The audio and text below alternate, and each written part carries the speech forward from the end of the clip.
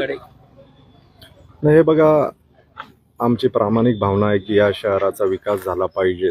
शहराची पाणीपुरवठा योजना असेल, रस्ते असतील, अंडरग्राऊंड ड्रेनेज सिस्टमचे विषय असतील किंवा इतर सोयीसुविधा नागरिकांना देण्याचा विषय असेल, या नागरिकांना मिळाल्या पाहिजे, शहराचा विकास झाला पाहिजे या भावनेने या निवडणुकीमध्ये आम्ही मतदान मागितलं.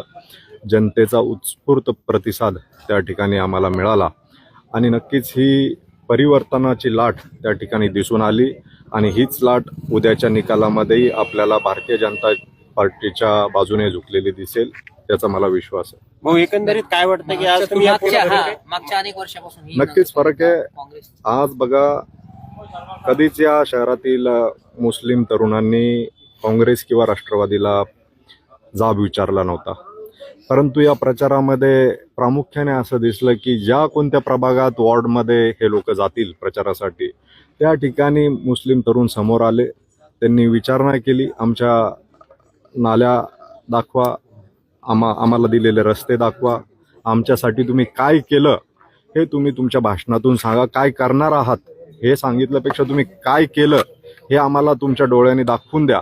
आणि त्यामुळं ते निशब्द झालेत आणि निश्चितपणे याचा परिणाम सुद्धा मतदानाच्या माध्यमातून त्या ठिकाणी तुम्हाला दिसून येईल.